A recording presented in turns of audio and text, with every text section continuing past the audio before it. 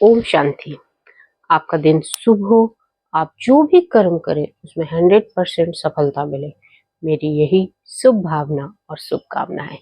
आज हम इस वीडियो में बात करेंगे कि आपके जीवन में सब कुछ पहले से तय है, तो आप चिंता क्यों करते हो? व्यर्थ चिंतन, किसके बारे में आप बार बार सोचते हो? वो सब कुछ तो पहले से तय है। और दूसरा सवाल ये होगा कि जब पहले से तय है तो हम कर्म क्यों करें? कर्म क्यों करें? ये तो आप हाथ पैर बांध करके देख लो, क्या आप कर्म नहीं कर पाओगे? क्या पॉसिबल है कि आप कर्म ना करो? पर ये सब कुछ पहले से तय हुआ कैसे? आपके कर्मों से तो हुआ है। आपने कर्म किया इसलिए डिसाइड हो गया, और आप आगे जो कर्म करोगे वो डिसाइड हो जाएगा। तो ये डिसाइड भी हम ही करते हैं, ठीक है। ईश्वर तो सिर्फ अपना नियत को चेक करता रहता है बार बार, और वो तय को कैसे आप तक पहुंचाना है वे ईश्वर का काम है। ईश्वर आपको देता है, आप ईश्वर से मांगते हो, क्योंकि ईश्वर का काम ही देना है, ठीक है। क्योंकि ईश्वर तो परम पिता है, और पिता का क्या करते हैं? बच्चों का पालना करते हैं, तो वो भी चीजों को देते हैं। तो अब बात यह है कि चिंता क्यों, हम परेशान क्यों होते हैं? जैसे हमें जॉब नहीं मिल रही है तो हम परेशान हैं, हमारी शादी नहीं हो रही तो हम परेशान हैं, हमें सही से मतलब अपने जीवन में कोई बीमारी आ गई है तो परेशान है, कोई घटना हो गई है तो परेशान है। आप बोलोगे ये सब तो नॉर्मल है, इसमें परेशान नहीं होंगे तो कैसे काम चलेगा? अच्छा, ये नॉर्मल बोल बोल कर तो हमने इसको नॉर्मल बना दिया है कि परेशानी है तो हमें चिंता वाजिब है, हम करेंगे, हमारा ये धर्म हो गया है कि हमें चिंता करनी है। अगर आप चिंता नहीं करोगे तब भी वो कर्म होगा, और चिंता करोगे तब भी वो कर्म होगा। पर चिंता करने से होगा क्या? चिंता करने से ये होगा कि आप अपने स्वास्थ्य को खराब कर दोगे। इसके लिए आपको एक स्टोरी सुननी चाहिए, ठीक है। एक पर्सन, बहुत अच्छा जॉब है उसकी, पूरी तरीके से अपनी जॉब को कर रहा है ईमानदारी से, लेकिन वो अपने जीवन में आगे बढ़ना चाहता है और उसके लिए और अच्छे जॉब के लिए वो तलाश करता है, ठीक है। उसको एक दिन एक कॉल आता है इंटरव्यू का कि आप जॉब हमारे यहाँ बहुत अच्छे पोस्ट पे, अच्छी सैलरी है, आप क्या काम करोगे? वो हाँ कर देता है, तो आपको कल इतने बजे इंटरव्यू के लिए आना है। बंदा बहुत तैयारी करता है, ठीक है, और रात भर पढ़ता है, उसके बारे में जानकारी हासिल करता है, और सुबह अलार्म लगाकर सो जाता है और ईश्वर को धन्यवाद देता है, क्योंकि वो ईश्वर में बहुत बिलीव करता था और ईश्वर को बहुत मानता था। लेकिन जब अलार्म लगाकर वो सोता है सुबह 7 बजे का, वो 9 बजे उठता है और इंटरव्यू का टाइम 10 बजे है। अब बस उसके पास 1 घंटा है। वो अपने आप को कोस रहा होता है कि वो क्यों इतना लेट तक सोता रहा, उसको क्यों अलार्म सुनाई नहीं दिया, वो क्यों नहीं आज जगा, वो रोज तो सुबह जग जाता है। वो परेशान होता है, मन ही मन अपने आप को ही डांटता रहता है। जल्दी जल्दी में वो तैयार होता है, पर जैसे ही बाइक स्टार्ट करता है उसकी बाइक स्टार्ट नहीं होती। बहुत कोशिश करता है, बाइक स्टार्ट नहीं होती है, टाइम निकलता जाता है, ठीक है।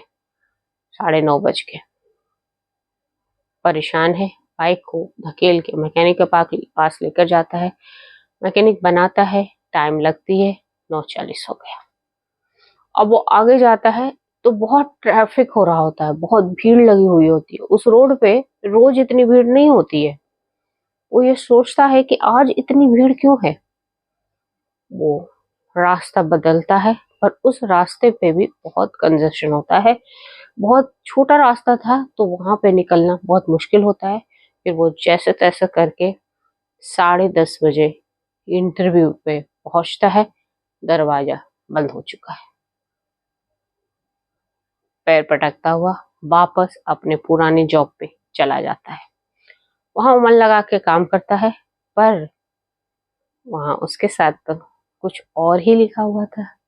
उसका बॉस कहता है तुम्हारा प्रमोशन हो गया है और तुम्हारी सैलरी भी काफी बढ़ गई है, क्योंकि तुम मेहनती हो और काफी अच्छा काम कर रहे थे, तो तुम्हारा जो ये जॉब में तुम्हारी प्रमोशन हो गई है और तुम्हारी सैलरी भी बढ़ गई है। अब वो बात खुश भी होता है, पर उसको इस बात की चिंता रहती है कि उसने वो जॉब पे सही टाइम पे नहीं पहुंच पाया, जबकि वो टाइम पे अपने पंक्चुअल रहता है, रेगुलर रहता है, लेकिन वो नए जो इंटरव्यू था वहां वो नहीं पहुंच पाया है। घर जाता है, ठीक है, उसको बहुत भूख लग रही होती है कि पूरे आपाधापी में वो खाना ले जाना भी भूल जाता है और वो बहुत परेशान होता है। अब वो खाने का ऑर्डर देता है, पर खाना आता ही नहीं उस दिन। फिर वो परेशान होके अपने घर पे ही वो खिचड़ी बनाता है। कोशिश करता है, पहली बार बना रहा होता है, क्योंकि वो यूजुअली खाना उसका कैंटीन से आता है, पर उस दिन आता नहीं है और वो पूरे दिन भूखा रहता है। उसको बहुत भूख लग रही होती है, तो खाना ऑर्डर करता है, लेकिन खाना आता नहीं है। और और उसी दिन नहीं आता, सब कुछ आज एक ही दिन उसके साथ ये सब हो रहा है और वो बहुत परेशान भी है। लेकिन वो फिर क्या, खिचड़ी बनाने की कोशिश करता है। खिचड़ी जैसे तैसे भी बनती है, उसकी भूख मिटती है, वो सो जाता है। पर सोते समय वो ईश्वर से बात करता है कि भगवान, मैं बहुत नई जॉब को लेकर थोड़ा क्यूरियोसिटी था कि मेरे को मिलना नहीं, मतलब मैं जॉब पे सही टाइम पे नहीं पहुंच पाया, पर मेरे साथ ही ऐसा क्यों हुआ मैं समझ नहीं पा रहा हूँ। और इसी लेकिन वो थैंक यू भी बोलता है, क्योंकि उसको जो पुरानी जॉब में प्रमोशन मिलती है, जिस जॉब की सैलरी के लिए वो आगे भाग रहा था, वो उसी जॉब में उसको उतनी ही सैलरी हो जाती है। मन मन खुश भी होता है, लेकिन उसको कहीं ना कहीं दुख भी है। दूसरे दिन जब वो सुबह पेपर उठाता है, तो भौचक्का रह जाता है। वो देखता है कि एक कंपनी के बारे में लिखा हुआ है पेपर में, और वो पढ़ के हैरान होता है कि जिस कंपनी में इंटरव्यू के लिए जाना था, वो तो एक फ्रॉड कंपनी थी। वो स्कैम कर रही थी लोगों के साथ और वो भाग गई थी। वो मनी मन भगवान को थैंक यू कहता है। और फिर जब वो रास्ते पे निकलता है, तो उसके एक फ्रेंड मिलता है, बोलता है भाई, आज तू कल इस रास्ते पे नहीं आया था? तो बोलता है आया तो था, बहुत भीड़ थी, पर ये भीड़ क्यों थी? तब उसके दोस्त बातों बातों में बताता है कि कुछ देर पे जो छोटी पुलिया थी ना, जो तू देख रहा है, ये कल टूट गई थी। वो तो मिलिट्री वालों ने मरम्मत करके इसको जल्द से जल्द ठीक कर दी। अगर तुम इस पे कल आते करीब करीब 9:30 बजे, तो ये एक्सीडेंट था और बहुत लोग नीचे गिर गए थे, चोटें आई थी। वो मन मन फिर ईश्वर को धन्यवाद करता है और उसको लगता है कि भगवान ने उसकी जान बचा ली है, जो वाकई में सत्य होता है। क्योंकि हमें जैसा दिखता है वो एक्चुअल में पहले से तय होता है। उसकी जान भी उस टाइम पे ही बचाई गई थी। उसकी बाइक खराब हो गई थी एन मोमेंट पे, जिसकी वजह से वो बच गया था, इसलिए वो ईश्वर को धन्यवाद देता है।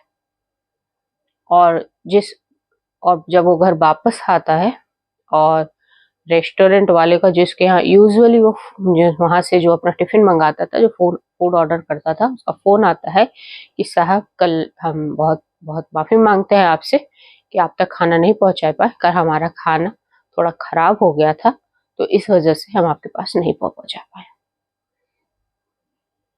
दूसरे दिन उस व्यक्ति को सारे जवाब मिल जाते हैं कि उसके साथ वो घटनाएं क्यों हुई, जो कि पहले से तय थी उसका बचना। अगर उसकी साथ कुछ अनहोनी होता, तो ये सारी घटनाएं उसके साथ नहीं होती, वो उसमें फंस जाता, जो कि पहले से तय था। और ये तय उसके अच्छे कर्मों की वजह से था, अच्छी नीयत की वजह से था। और यही तय की वजह से वो अपने, और उसका ये भी तय था कि उसका जो जो जॉब में था, जो वो चाहता था कि उसकी सैलरी इतनी हो जाए, जिस वजह से वो जॉब छोड़ रहा था, ये भी तय था। और वो उस वजह से जो पूरे दिन उसके साथ घटनाएं हुई थी, उस चिंता में था कि भाई उसके साथ बहुत कुछ गलत हुआ है। वो बार बार चिंता कर रहा था, वो नहीं पहुंच पाया, वो परेशान था। सोचिए, हमें जो लगता है, हमें जो तस्वीर हमारे साथ घटनाएं होती है, तो हमें ऐसा लगता है कि हमारे साथ सब कुछ गलत हो रहा है और इसकी वजह से हम चिंता में रहते हैं कि कब हमारी जॉब लगेगी, सैलरी क्यों नहीं बढ़ रही है, हम क्यों नहीं। देखिए, आपके कर्म की वजह से जितना आपको मिल रहा है उतना उस परमात्मा को शुक्रिया करिए, क्योंकि जितना आप शुक्रिया करोगे, जितना उससे आप कनेक्टेड रहोगे, उतना आपको डबल मुनाफा होगा। और जब जब आपको मिलना है वो तय है, वो मिलेगा।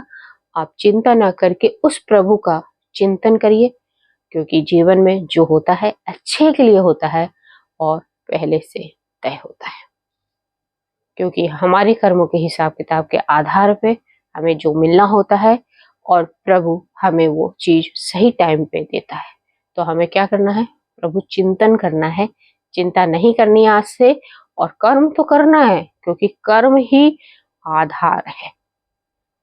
जो भी जीवन में तय है वो आपके कर्म के आधार पे है, पर उससे अगर आप कनेक्टेड रहोगे तो डबल मुनाफा होगा। आपको वो डबल चीजें मिल जाएगी जो आप चाहते हो, जो आप आगे जीवन में पाना चाहते हो, या जो भी कुछ करना चाहते हो, आपको तय सीमा पे मिल जाएगी वो।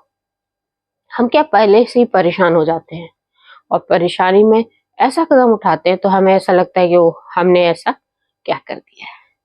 तो आज से चिंता खत्म, तय सीमा के हिसाब से आपको जो मिलना होगा मिल जाएगा। और परमात्मा को शुक्रिया करना ना भूले। परमात्मा हमारे साथ है और वही हमारे अपने सारी विपरीत परिस्थितियों से बाहर निकाल देगा और आपको पता भी नहीं चलेगा। आपको जब पता चलेगा तब आप उसको बार बार शुक्रिया करोगे। इसीलिए अभी से शुक्रिया करना शुरू कर दो, ताकि वो आपके जीवन में हमेशा अच्छा करता रहे।